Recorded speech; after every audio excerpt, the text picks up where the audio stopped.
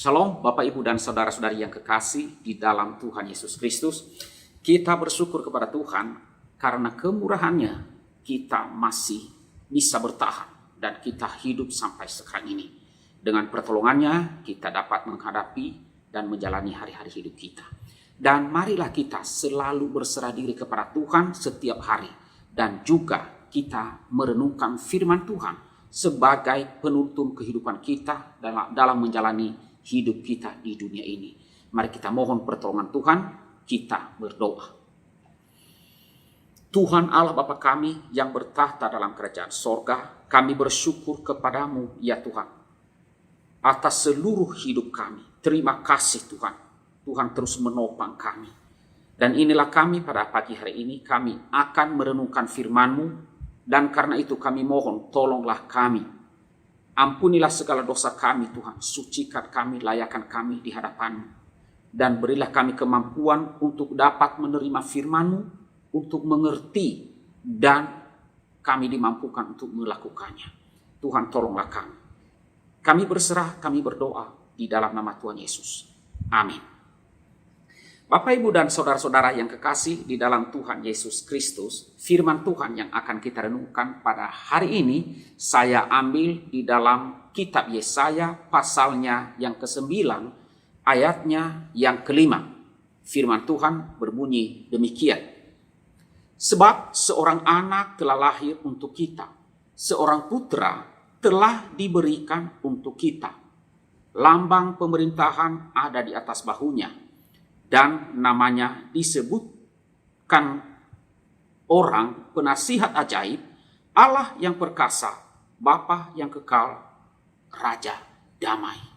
Demikian firman Tuhan yang kita renungkan pada hari ini.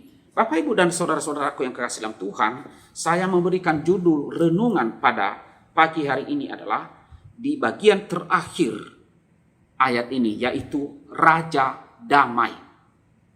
Nah, saudara-saudaraku yang kasih dalam Tuhan, biasanya ketika orang mengucapkan selamat Natal, maka Natal itu identik dengan kata-kata selamat hari Natal. Semoga damai Natal memenuhi hati kita semuanya. Jadi ada kata-kata damai yang dipesankan atau yang disampaikan di sana.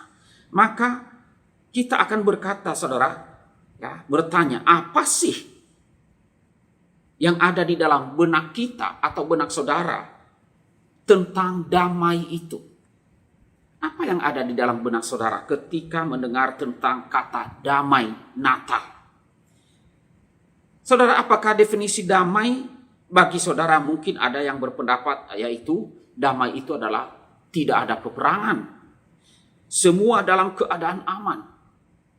Atau mungkin juga ada yang berkata damai adalah ketika semuanya bahagia, tidak ada tangisan, tidak sedih, tidak ada tangisan, semuanya bahagia.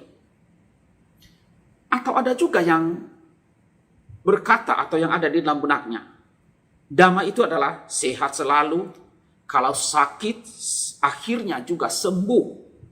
Nah, itulah damai. Atau ada juga yang berkata demikian, damai itu adalah seperti yang dibawa Yesus ke dalam dunia, yaitu Raja damai. Jadi apa itu damai?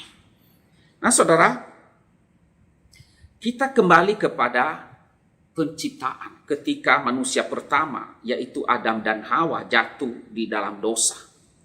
Nah, disitulah pertama kalinya Adam, di dalam hidup Adam itu tidak merasakan damai.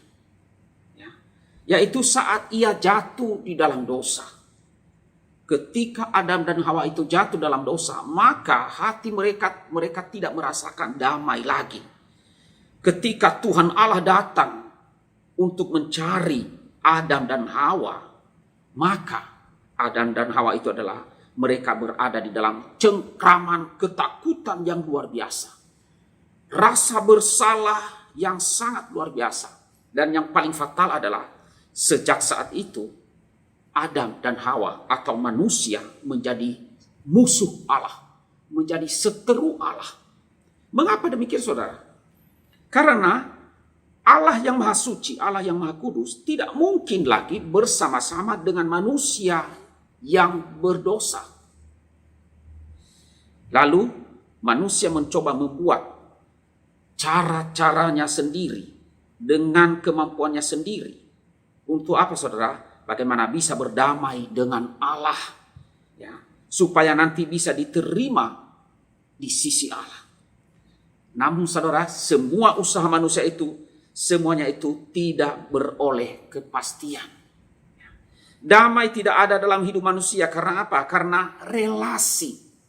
Karena hubungan manusia dengan Allah sudah rusak. Dan tidak ada seorang pun yang dapat memperbaiki hubungan itu yang sudah rusak itu selain Yesus Kristus, Tuhan kita. Saudara, Tuhan Yesus lahir ke dalam dunia di masa yang tergelap kehidupan orang percaya atau kehidupan umat Tuhan. Di saat mereka dalam cengkraman bangsa penjajah, secara khusus yaitu bangsa Roma pada masa itu, yang begitu besar dan telah memperbudak atau mencengkram mereka. Saudara, saat itu tidak ada suara Tuhan lagi.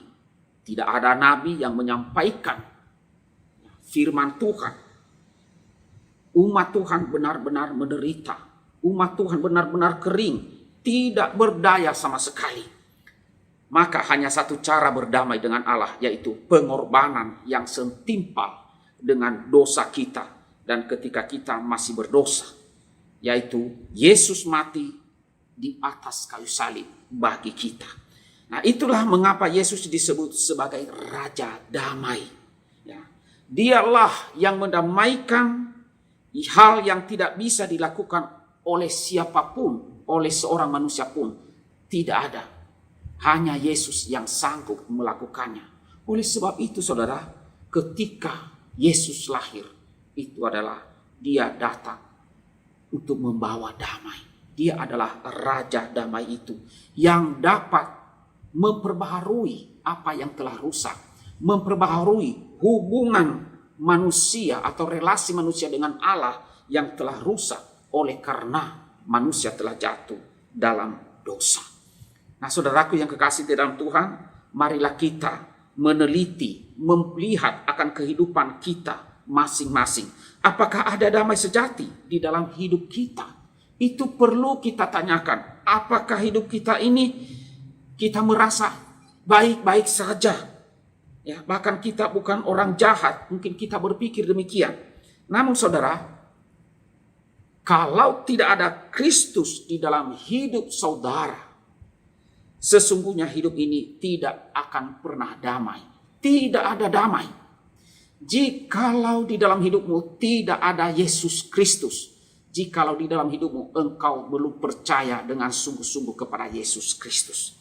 Satu-satunya alasan mengapa Natal kita rayakan, karena Yesus Kristus mendamaikan kita dengan Allah Bapa. Nah, saudara, marilah di dalam momen perayaan Natal atau masa-masa raya Natal di bulan Desember ini, ya, marilah rayakan kedamaian sejati itu dengan ucapan syukur kepada Tuhan yang Maha Kuasa yang telah memberikan jalan keluar bagi kita untuk bisa berdamai dengan Dia, yaitu Yesus Kristus, Tuhan kita, Raja Damai yang lahir di bulan Natal ini. Kiranya Tuhan Yesus memberkati kita semuanya. Amin. Mari kita berdoa.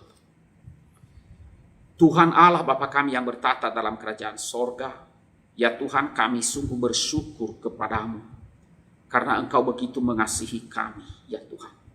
Engkau mengutus anakmu Yesus Kristus, Tuhan kami, untuk datang ke dalam dunia, lahir, menjadi manusia, untuk membawa damai. Dia adalah Raja Damai itu sendiri, untuk mendamaikan kami dengan Allah Bapa.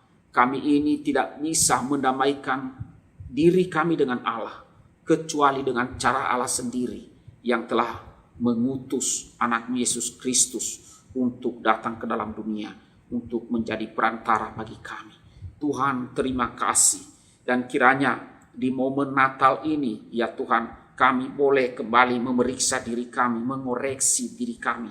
Apakah damai telah benar-benar kami miliki di dalam kehidupan kami, yaitu ketika Yesus Kristus telah bertakhta di dalam hidup kami, dan ketika Yesus Kristus telah kami imani dan kami terima di dalam hidup kami sebagai Tuhan dan Juru Selamat kami.